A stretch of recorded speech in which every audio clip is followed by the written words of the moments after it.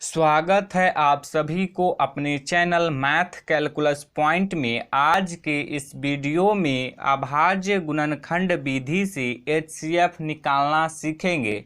तो आइए शुरू करते हैं। तो देखिए, प्रश्न में दिया हुआ है 12, 15 और 21 का अभाज्य गुणनखंड विधि से एचसीएफ ज्ञात कीजिए। तो सबसे पहले आपको अभाज्य गुणनखंड विधि को समझना होगा। देखिए, अभाज्य गुणनखंड विधि में सबसे पहले संख्या का गुणनखंड करते हैं।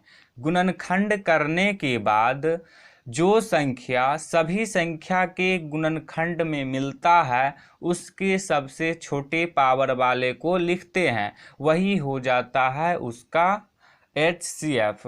तो आइए अब इस प्रश्न को हल करते हैं, जिससे कि अभाज्य गुणनखंड विधि से एचसीएफ निकालना और अच्छे से समझ में आएगा। तो देखिए, इस प्रश्न में संख्या दिया हुआ है 12, 15 और 21।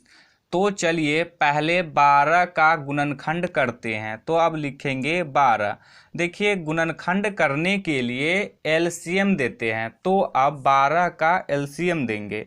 12 का एलसीएम देंगे तो 2 से लगेगा, 2 छक्के 12।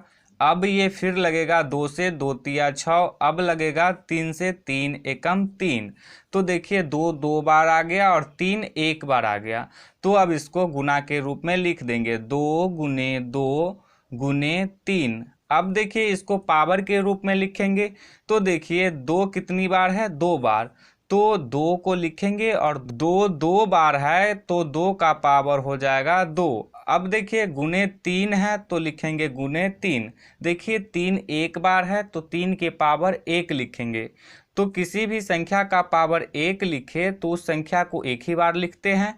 तो अब इसके ऊपर पावर 1 देंगे तो भी 3 ही होगा और ना देंगे तो भी 3 ही होगा। तो चलिए अब इसके ऊपर पावर नहीं देते हैं। अब देखिए आगे संख्या दिया हुआ है 15। तो अब 15 को लिखेंगे। अब 15 का भी गुणनखंड करेंगे। तो इसके लिए 15 का भी एलसीएम देंगे। तो चलिए अब 15 का एलसीएम देते हैं। तो अब ये लगेगा 3 से, 3 पची 15। अब लगेगा 5 से, 5 एकम 5। तो 15 का गुणनखंड आ गया 3 और 5।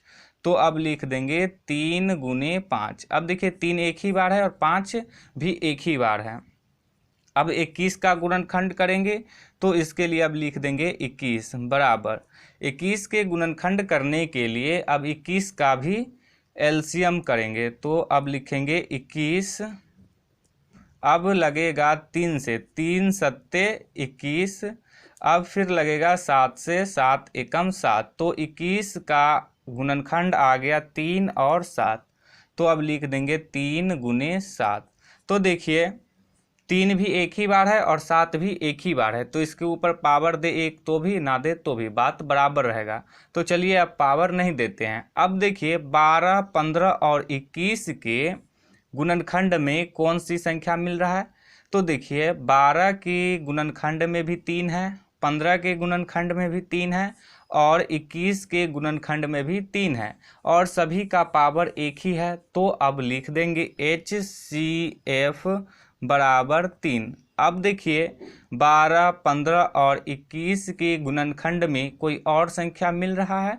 तो कोई भी संख्या नहीं मिल रहा है, सिर्फ 3 ही मिल रहा है। तो 12, 15 और 21 का एचसीएफ हो जाएगा 3। यही हो जाएगा इसका आंसर।